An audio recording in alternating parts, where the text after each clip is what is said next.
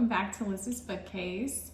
Oh my goodness, what a week it has been for me. So I'm happy to be here. It's been a wild one. So let's go over our beautiful introduction for Mr. Bobby Flay's cookbook, the cookbook that we are reviewing for the month of February, which is almost over sadly, because this has been such a fun cookbook to review. The first recipe that we cooked from this cookbook were the Brussels sprout nachos for Super Bowl Sunday, and boy was that fun and delicious. I love a cheese sauce, so that was already a win. And now I have a nacho recipe that on hand that I can have if I'm not in the mood for meat, which is always a good idea. But I think the biggest take home from that recipe is I was eating, if you'll remember, we made homemade pickled jalapenos and homemade pickled red onions, and I was eating this on everything all week, and it's something that I know now that I can whip together pretty quickly. I mean, maybe I would say 30 minutes, and then you have those on hand for the rest of the week, and they're good in your refrigerator for 3 weeks. So that was such a fabulous addition to my kitchen, and definitely the shake-up that I've been looking for in here. So that's very exciting. Next we made Bobby Flay's breakfast, the perfect scrambled eggs and classic home fries in our cast iron skillet, and I made some crispy bacon to go along with that, and that was very delicious. We actually had those classic home fries the next day also. There was plenty of leftovers, and I was talking to my husband saying, man, this would be so good to take like as a lunch prep. You could put this and maybe some broccoli, kind of like you would build on top of like a baked potato or something like that with the leftovers. There's so much you could do with it. So it was a really good recipe, and they turned out nice and crispy and full of flavor with those caramelized onions. So very good.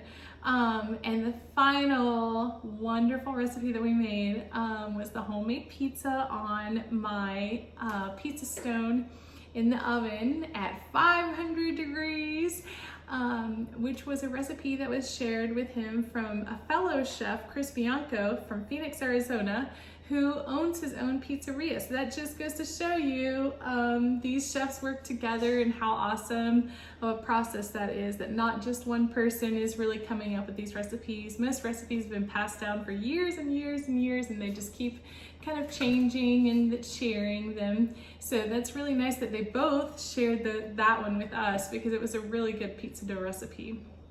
So this has been such a fun month. Some of my kitchen notes from this month that I would like to say that Bobby Flay awakened me with his section of the basics at the end of the book. If you'll remember from when we peeked inside the cookbook, in the end of this book, he has the basics. And I love this because this is one thing that they teach you in culinary school are the basics. That's how it would be listed kind of in your culinary book also, because it's something, if you have these certain things like a good vinaigrette or a good compound butter or a good pesto sauce, you can build from that. And even in your pesto sauce, if you don't have pine nuts, you can substitute walnuts or something. As long as you understand how to put some of these basic sauces together, you can really boost flavors, or just take those basic ideas and add them to other recipes if you're out of something. So it just kind of makes you a stronger cook in your kitchen. So I love that he put those in there to teach us some of those and show us also how important they are, and referred back to them in his other recipes so that we understand this is how you would kind of add them in there. So very, very well thought and put together. Let's see, how has this challenge changed my food journey today? I've definitely been reminded how much I love to learn new things in the kitchen, and also how many new things there are to learn, especially like this is Bobby Flay's probably, I think it's like 20th cookbook or something, and that just goes to prove to you that there are always new things coming out in the culinary industry, and especially because we're getting new tools and kitchen utensils, and our ovens change, different things like that. Even though your grandmother's recipe is probably your favorite, there's probably new ways to update it or things like that. And he even kind of points that out because he cracks me up. In here there is, he did a pimento cheese recipe, which I told you he kind of has some southern flair in here, which is really funny. But he put it with saltine crackers, okay? Like from a church book recipe, like a church cookbook recipe book. So it just made me laugh so hard. I was like, really, Bobby Flay, come on. we can't get a toast point in here or something, you know? But I think that just goes to prove how approachable this cookbook is, and it was really funny for me to see that. So let's go over kind of our final review from this cookbook. And what I would have to say is the average cost of ingredients were around $40. I do want to mention that with that, I had a lot of things on hand. I had olive oil, I had salt, things like this. And also for cooking for 4, even though it says about serves for about 4 to 6, and there were plenty of leftovers besides the pizza, but there were plenty of leftovers for the nachos. We could have done those nachos. I could have made almost a double batch with those and fed a good amount of people. So I think it's important to remember that. And then also the jalapenos, like I said, I was putting them on everything throughout the week, so it wasn't just necessarily that one recipe that I was using that for. Did I make a lot of substitutions, or were there a lot of leftover ingredients? And when I say leftover ingredients, I mean, did he ask me to buy something that I only used half of it? I made 2 substitutions that I can really think of, and that was the Munster cheese. They did not have it where I could just grate it from my grocery store, but I was able to find the sliced kind. But that was okay. And then they didn't have the creme fraiche for the eggs also, and so I just substituted sour cream, and the eggs turned out great. They were the best eggs I've ever had. So I think still that addition, just kind of that tanginess in there, was still wonderful. And then as far as leftover ingredients, I think the only thing I had left over really was the grenadine that he called for in the pickled onions, and I think I'll just leave that out. He says he mainly uses it for color, but I'm not a super advocate for adding any sugar if I don't have to, and it's not something that I really want to keep on hand. Grenadine's not really my favorite thing, so I think I could definitely make this that pickled recipe without it, and I think it'd be wonderful, so no big deal there. Were the instructions easy to follow and true, given the serving size and cooking temperatures? Yes, absolutely. In every one of his recipes, they also, he shows in here, like I showed you before, kind of in the thing, but he has all of the ingredients in bold print. I love that for grocery shopping. It just makes it so easy to run through and write down those ingredients that you need. And he also tells how many it's going to make generally. So he did a really good job with that. I thought his cooking times were good.